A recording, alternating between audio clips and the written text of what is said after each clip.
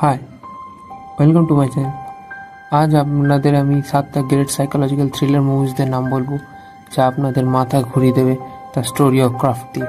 এই সিনেমাগুলো আপনি কোথায় দেখতে পারেন সেটা আপনাকে আমি বলবো।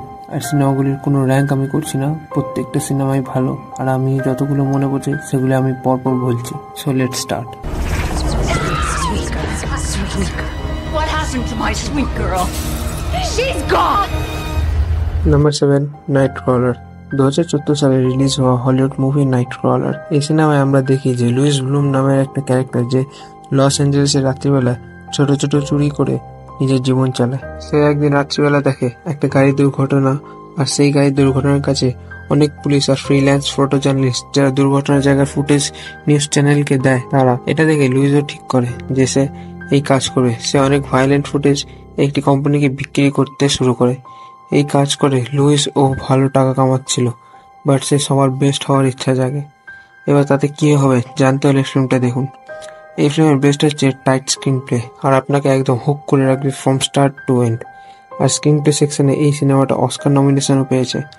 এই ফিল্মের দ্বিতীয় বেস্ট থিং হচ্ছে জ্যাক গ্লানহালের অ্যাক্টিং, মানে দুর্দান্ত। যেভাবে ক্যারেক্টারটাকে পুল অফ করেছে অসাধারণ। আপনিও চোখের উপর নোটিস করবেন যে কিভাবে সে ইউজ করেছে প্রত্যেকটা মোমেন্টকে বোঝানোর জন্য। এখানে লাইটিং এর কাজও দুর্দান্ত হয়েছে।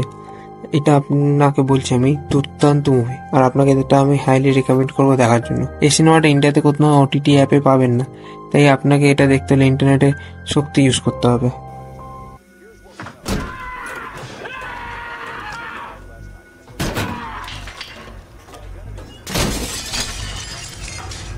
Number 6, American psycho. 2000 সালে রিলিজ হওয়া হলিউড মুভি আমেরিকান সাইকো, যেটি একটি বুক আমেরিকান সাইকো থেকে অ্যাডাপ্টেড। এই ফিল্মে আমরা দেখতে পারি প্যাট্রিক বেটম্যান, যে একজন বড় ইনভেস্টমেন্ট ব্যাংকার, আর তার মধ্যে সাইকোপ্যাথিক ইগো তার অপোনেন্ট ও ফ্রেন্ডদের প্রতি আছে। তার এই সাইকোপ্যাথিক টেন্ডেন্সিস পরে তার মধ্যে এমন ধরনের ফ্যান্টাসিস ক্রিয়েট করে যে তাকে একটা ভয়ঙ্কর অসুবিধায় ফেলে দেয়। এবার সেটা কি, আর সে কি হয়, তার থেকে বাঁচবে নাকি ফেসে যাবে, তো জানতে হলে ফিল্মটা দেখুন। এই সিনেমার বেস্ট জিনিস হচ্ছে এর সাসপেন্স আর থ্রিলার। এই সিনেমার সাসপেন্স মুভমেন্ট যে কটা আছে সেগুলি দুর্দান্ত, আর থ্রিলার মুভমেন্টস তো এই সিনেমার ব্যাকবোন। দ্বিতীয় হচ্ছে ক্যারেক্টার ডেভেলপমেন্ট। যেভাবে প্যাট্রিক ব্যাটম্যান প্রতিটি সিচুয়েশন থেকে যাচ্ছে তার মধ্যে চেঞ্জিং আসতে শুরু করে। সে যে ভয় দেখাতে পারে লোকেদের, ঠিক তেমনি নিজেও সে ভয় পেতে শুরু করে। এর জন্য ক্রেডিট দিতে হয় ক্রিশ্চিয়ান বেলের অ্যাক্টিং এর। আর তৃতীয় জিনিস হচ্ছে এর এন্ডিং। ভাই, এর এন্ডিং আপনাকে একটা কোয়েশ্চেন দিয়ে যাবে যে কি হলো, এমন একটা ধরনের প্লট টুইস্ট আছে। এই সিনেমাটা আপনি লায়ন্স গেট প্লেতে দেখতে পারবেন। Number 5, memento.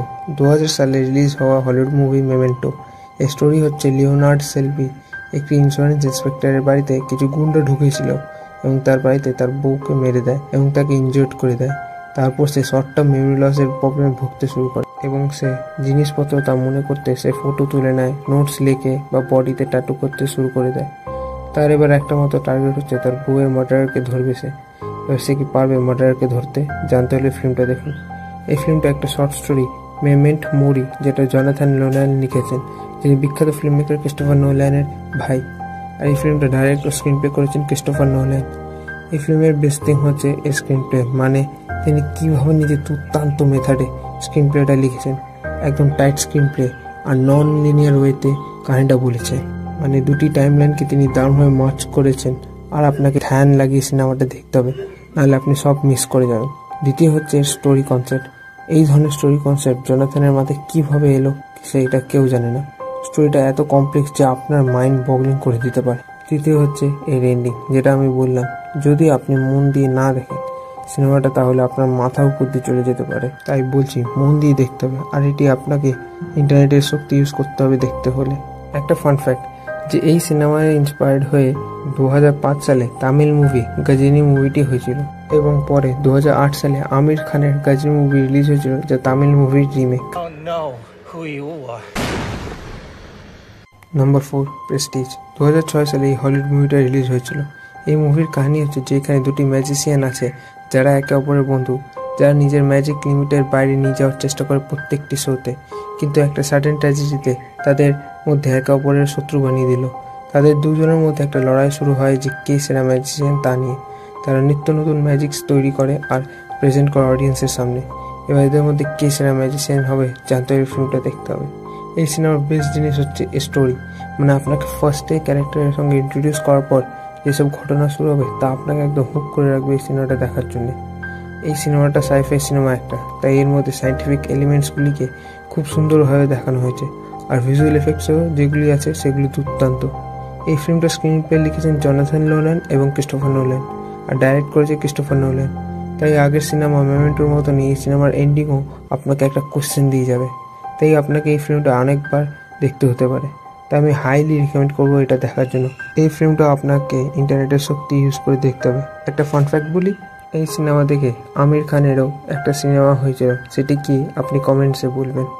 More secrets. Secrets of my life. Number 3, shutter island.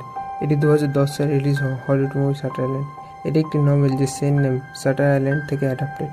এর কাহিনী হলো যে একটি অ্যাসাইলাম আছে যেটি শাটার আইল্যান্ডে স্থাপিত। সেখান থেকে একটি পেশেন্ট পালিয়ে যায়, এবার তাকে খুঁজতে দুটি ইউএস মার্শালদের পাঠানো হয়, টেডি ড্যানিয়েলস এবং চাক অল। এদের ইনভেস্টিগেশন করতে গিয়ে টেডি সেই জায়গাটার কিছু ভয়ঙ্কর সত্য জানতে পারলো, আর এই ইনভেস্টিগেশনে তাকে কেন সিলেক্ট করলো আর সেই জায়গাটার ভয়ঙ্কর সত্যটা কী জানতে হলে ফিল্মটা দেখুন। এই ফিল্মের দারুণ ব্যাপার হচ্ছে সাসপেন্স। প্রত্যেকটা মোমেন্টে কী হবে এবার এটা আপনার মনে চলতে থাকবে। মানে ক্রিয়েটার্সরা কীভাবে সাসপেন্সটাকে ক্রিয়েট করেছে তা দেখবার মতো। মানে ডায়লগ থেকে শুরু করে অ্যাম্বিয়েন্স, এটা সব সাসপেন্স তৈরি করার জন্য যথেষ্ট। আর হচ্ছে এই সিনেমার রাইটিং, মানে রাইটিংটা একদম পিন পয়েন্ট হয়েছে। থ্রিলার পোর্শনের পরিমাণ মতন থ্রিলার, আর সাসপেন্স পোর্শনের পরিমাণ মতন সাসপেন্স। আর এই সিনেমায় অ্যাক্টিংয়ের ব্যাপারে কী বলবো, Leonardo DiCaprio, Mark Ruffalo, Ben Kingsley, আর কি চাই। এই সিনেমাটা নিশ্চয়ই আপনাদের দেখা উচিত। এই সিনেমাটা আপনি অ্যামাজন প্রাইম বা জিও সিনেমায় পেয়ে যাবেন।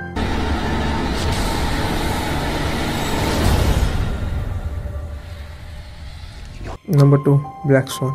এটি 2010 সালের একটি হলিউড মুভি। এখানে নীনা নামের একটি মেয়ে যে ব্যালে ডান্সিং শেখে, আর সে নিজের ডান্সিং কোম্পানির বেস্ট ডান্সার। তাদের কোম্পানি একটা ডান্সিং প্লে অর্গানাইজ করে, যাতে দুটো ক্যারেক্টার আছে, হোয়াইট সোয়ান আর ব্ল্যাক সোয়ান, আর সেটা একজনই প্লে করতে পারবে। তাতে নীনা চান্স পায়, কিন্তু ব্ল্যাক সোয়ান ক্যারেক্টারটা খুব ডার্ক একটা ক্যারেক্টার, আর সে একজন সফট ইন্ট্রোভার্ট টাইপ পারসন। এবার তাকে তার রোল ধরে রাখতে হলে তার টিচারকে ইমপ্রেস করতে হবে তার ব্ল্যাক সোয়ান ক্যারেক্টারে, না হলে অন্য কাউকে এই রোল দিয়ে দেবে। এবার সে কি পারবে তা জানতে হলে ফিল্মটা দেখুন। এই ফিল্মের বেস্ট পার্ট হচ্ছে ক্যারেক্টার ডেভেলপমেন্ট। এখানে নীনার ক্যারেক্টারটা ডে বাই ডে নিজের স্কিলসটা ইমপ্রুভ করে যাচ্ছে, যাতে সে ব্ল্যাক সোয়ান ক্যারেক্টারে ঢুকে যেতে পারে, আর তার এই আর্টের প্রতি স্যাক্রিফাইস তাকে তার ক্যারেক্টার চেঞ্জ করে দিচ্ছে।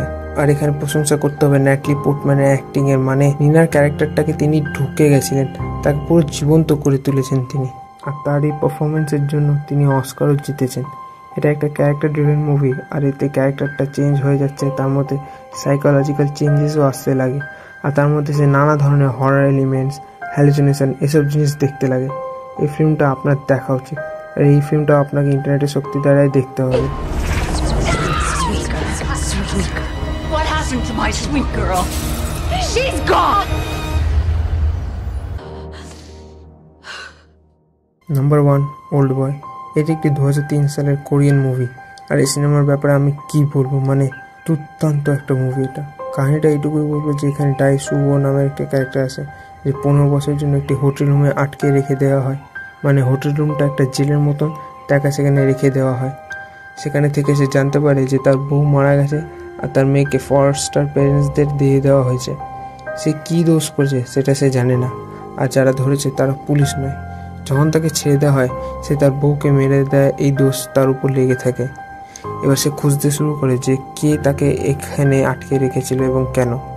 সে কি তার উত্তর এবং বদলা নিতে পারবে, জানতে হলে ফিল্মটা দেখুন। ফিল্মটার ব্যাপারে বললে এই ফিল্মে দারুণ অ্যাকশন আছে, একটা দুর্দান্ত ওয়ান টেক অ্যাকশন সিন আছে যেটা নিয়ে ফিল্ম স্টাডি করা হয়।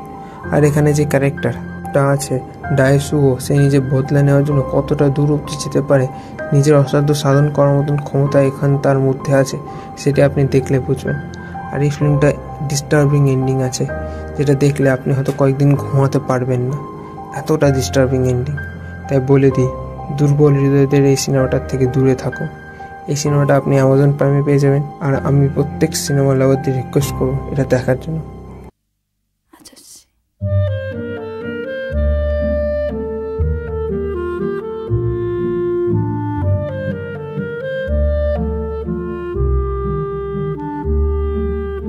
তা এই ছিল আজকের ভিডিও, আশা করি আপনাদের ভালো লেগেছে।